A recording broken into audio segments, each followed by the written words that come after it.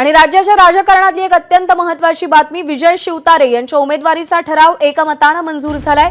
विजय शिवतारे बारामती लोकसभेची निवडणूक लढवण्यावर ठाम आहेत। विजय शिवतारे यांनी उमेदवारी लढवण्याची घोषणा केल्यानंतर महायुतीमध्ये काहीसा तणाव निर्माण झालेला होता आणि त्या पार्श्वभूमीवर आज बैठक बोलवण्यात आली होती। पण या बैठकीत सुद्धा शिवतारेंच्या उमेदवारीचा ठराव एकमताने मंजूर झालाय।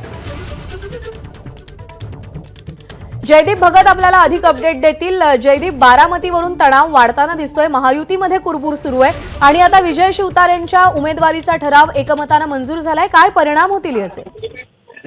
नक्कीच प्रज्ञा, खरं तर बारामती लोकसभा मतदारसंघाच्या दृष्टीनं ही महायुतीच्या दृष्टीनं ही डोकेदुखीची बाब ठरणार आहे। कारण विजय शिवतारे आता निवडणुकीच्या रिंगणात उतरणार आहेत। खरं तर विजय शिवतारे महायुतीकडून तिकीट मागणार होते, परंतु त्यांना तिकीट मिळणार नसल्याचं त्यांना लक्षात येतात त्यांनी अपक्ष पद्धतीने निवडणूक लढवणार असल्याचं जाहीर केले। या पद्धतीची बैठक आज पुरंदर आणि हवेलीची जी आहे ते पदाधिकाऱ्यांची घेतली होती आणि एकमेकाने ठराव मंजूर झालेला आहे। आगामी काळात लोकसभेच्या बारामती लोकसभा मतदारसंघाच्या रिंगणात विजय शिवतारे हे अपक्ष लढणार आहेत आणि त्यांच्या विरोधात कुणी असो त्यांचा एकमेव उद्देश आहे की पवारांना पाडणे। आजपर्यंत पवारांनी अनेक कुटुंबियांना पाडले, म्हणजे तिकडं बोरचे थोपटे असतील, पुरंदरचे स्वतः विजय शिवतारे यांना पाडलेला आहे, हर्षवर्धन पाटील यांचा पराभव केलेला आहे। त्याच्यामुळे आता विजय शिवतारे आहेत ते आक्रमक झालेले आहेत आणि हीच ती संधी असल्याचं विजय शिवतारेंनी सांगितलंय। कारण पवार विरुद्ध पवार असा संघर्ष होताना आपल्याला बारामती लोकसभा मतदारसंघात दिसत असतानाच पवारांच्या विरोधातली जी मतं आहेत त्याच्यामध्ये विजय शिवतारेंनी लक्ष घातलेलं आहे आणि त्याचाच फायदा उठवत आता बारामती लोकसभा मतदारसंघातून विजय शिवतारे अपक्ष पद्धतीने निवडणूक लढणार आहेत आणि एकमुखाने हा ठराव मंजूर झालेला आहे। पुढच्या काही वेळामध्ये विजय शिवतारे आपली माध्यमांसमोर भूमिका मांडणार आहेत। असं जरी असलं तरी की एक प्रकारे महायुतीची जी मतं आहेत त्याच्यामध्ये विभाजन होणार आहे, पवारांची जी मतं आहेत त्यामध्ये विभाजन होणार आहे आणि याचा फायदा कुठेतरी अजित पवार सत्तेमध्ये गेल्यापासून जे आहेत ते पवारांचे दोन गट पडलेले आपल्याला पाहायला मिळतात, पक्ष देखील दोन पडले। जी पवारांची मतं होती ती देखील विभागली गेलेली आहेत, परंतु पवारांच्या विरोधातली जी मतं आहेत त्याचा फायदा आगामी काळात विजय शिवतारे यांना होऊ शकतो असं विजय शिवतारे। जयदीप, थोडंसं थांबवतीये, आमदार अमोल मिटकरी सध्या आपल्या सोबत आहेत। मिटकरीजी, बारामतीच्या जागेवरून महायुतीमध्ये काहीशा कुरबुरी सुरू आहेत आणि आता विजय शिवतारेंनी त्यांच्या उमेदवारीचा ठराव एकमताने मंजूर झालाय, काय भूमिका आहे राष्ट्रवादी अजित पवार पक्षाची? पहिली गोष्ट, राष्ट्रवादी हाच पक्ष आहे, अजित पवार पक्ष बनण्याची काही त्याला आवश्यकता आहे असं वाटत नाही, पहिला हा मुद्दा। दुसरी गोष्ट अशी आहे की शिवतारेंनी निवडणूक लढवायची का, तर हा त्यांचा सर्वस्वी त्यांच्या कार्यकर्त्याचा त्यांचा निर्णय आहे। लोकशाहीमध्ये प्रत्येकाला तसा निर्णय घेण्याचा स्वतंत्र अधिकार आहे। मात्र महायुतीमध्ये राहून आमच्याच वरिष्ठ नेत्यांबद्दल अपशब्द वापरण्याचं जे त्यांनी काही दिवसांपासून सत्र चालवलंय त्याला आमचा तीव्र विरोध आहे। आमचे प्रांताध्यक्ष तटकरे साहेबांनी त्याबाबत स्वतः मुख्यमंत्री एकनाथराव शिंदे साहेबांना सांगितलेलं आहे।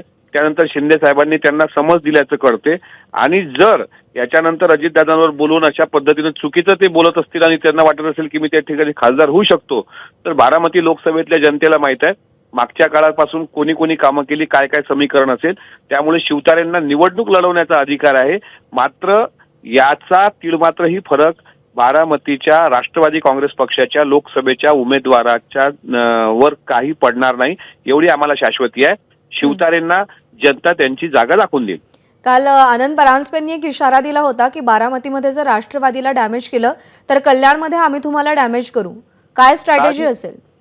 साहजिक आहे, जर राष्ट्रवादी काँग्रेस पक्षाच्या विरुद्ध विजय शिवतारे महायुतीचे घटक असताना जर बोलत असतील आणि जर एकनाथराव शिंदे साहेब त्यांना मुख्यमंत्री असून त्यांच्या पक्षाचे असून जर समज देत नसतील, तर जर ते इकडे बारामती लोकसभेत अडचण निर्माण करतील तर साहजिक आहे कल्याण लोकसभेमध्ये सुद्धा अडचण निर्माण होऊ शकते। तिथं श्रीकांत शिंदे उमेदवार असतील आणि जर आमच्या नेत्यांवर किंवा महायुतीचे कुठले नेत्यांवर, आम्ही आता शिंदे साहेब असतील, देवेंद्रजी असतील, सर्वांनी सर्वांचा सन्मान ठेवण्याचा समन्वय समितीने सांगितल्यानंतर आम्ही सगळ्या गोष्टी फॉलो करतो। याचा अर्थ शिवतारेंनी काही वाचाळवीरासारखी बळबळ करावी हे आम्ही कधी सहन करून घेणार नाही। म्हणून परांजपेंनी जो इशारा दिलाय तो त्यांचा एकट्याचा इशारा नाही आहे, तो राष्ट्रवादी काँग्रेस पक्षाचा इशारा आहे। असा एक सूर आळवला गेला की विजय शिवतारेंचा बोलवैता धनी नेमका कोण आहे त्याचा शोध घ्यावा, तुम्हाला काय वाटतं, कोणाचा पाठिंबा, कोणाचं पाठबळ एवढं शिवतारेंना मिळतंय? नाही, शिवतारे मुळातच वादग्रस्त आणि वाह्यात वक्तव्य करण्यासाठी प्रसिद्ध असलेली व्यक्ती आहे, त्यामुळे त्यांना मास्टर माइंड असण्याची काही आवश्यकता आहे असं मला वाटत नाही। त्यांच्या मागे कोणी असेल, त्यांच्या मागे फक्त त्यांच्या सळक्या मेंदूचे विचारच असू शकतात, दुसरं कोणी असेल असं मला वाटत नाही। एक शेवटचा प्रश्न विचारते की शिंदे गटाचे उमेदवार इतरही जागांवरती लढणार आहेत, थेट कल्याणला टार्गेट करण्याचं कारण काय? आनंद परांजपे कल्याणमध्ये त्या भागामध्ये माजी खासदार आलेले आहेत. ते सुद्धा पक्षाचे प्रवक्ते आहेत. त्यांना सुद्धा प्रत्येकाची निष्ठा, प्रत्येकाचं दैवत आमचं अजितदादा आहे आणि या दैवतावर, या निष्ठेवर जर कोणी बोलत असेल, समजा मी ज्या लोकसभा मतदारसंघामध्ये येतो इथल्या एखाद्या स्थानिक उमेदवारांनी जर दादांबद्दल बोललं तर मी महायुतीत आहे का नाही हे विसरून जाणार. मी त्यांना सांगेल की तुमचा उमेदवार जर इथे असेल तर त्यालाही तो त्रास होईल. जाणीवपूर्वक जर तुम्ही वरिष्ठांना टार्गेट करण्याचा प्रयत्न कराल तर हे कदापि सहन होणार नाही. आम्हाला विश्वास आहे की महाराष्ट्राचे मुख्यमंत्री एकनाथराव शिंदे साहेबांनी त्यांना योग्य समज दिली असेल. काल संजय शिरसाट यांनी पण सांगितलं त्यांना वर्षा बंगल्यावर जाऊन योग्य समज दिला जाईल आणि जर असं वक्तव्य केलं तर त्यांना पक्षातून सुद्धा हकालपट्टी होईल. अशा पद्धतीने सुद्धा काही नेत्यांचे मॅसेज त्यांना गेलेत. त्यामुळे नाईलाजाने त्यांनी अपक्ष होण्याचा निर्णय घेतला, म्हणजे लढण्याचा निर्णय घेतला असावा. यामध्ये त्यांचं डिपॉझिट जप्त झालेलं तुम्हाला दिसेल. मिटकरीजी, अगदी शेवटचा प्रश्न, छोटा प्रश्न, की एकमेकांनाही डॅमेज करण्याची भाषा किंवा मुख्यमंत्र्यांनी समज दिली असेल असं गृहीत धरण्यापेक्षा सामोपचारानं मुख्यमंत्र्यांशी काही बातचीत करणार आहात का या मुद्द्यावरती? कारण का प्रतिष्ठेचा लोकसभा मतदारसंघ आहे बारामती. राष्ट्रवादी काँग्रेस पक्षाचे प्रांताध्यक्ष आदरणीय तटकरे साहेबांनी सौजन्यानेच भूमिका मांडून परवाच्या रात्री एकनाथराव शिंदे साहेबांना विनंती करून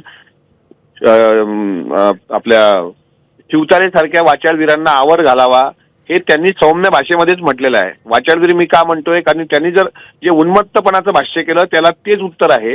आणि जर बारामती हा सौजन्याचा लोकसभा मतदारसंघ आहे, हा फक्त राष्ट्रवादीने नाही मानावा, तो महायुतीच्या प्रत्येकाने त्याला सौजन्यानं पाहावं.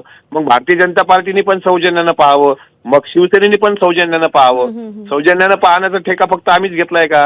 आणि त्यांनी त्यांच्या वाचाळवीरांना आवरावं आणि महायुतीमधल्या सर्व जागा ज्या म्हणजे आता 30-10-8चा फॉर्म्युला आपल्या टीव्हीने दाखवलाय, आपल्या चॅनलने चालवला होता सकाळी. हो. अमोल मिटकरीजी, आभार आपले. आपण एबीपी माझाला सविस्तर प्रतिक्रिया दिलीत त्याबद्दल. एबीपी माझा, उघडा डोळे बघा नीट.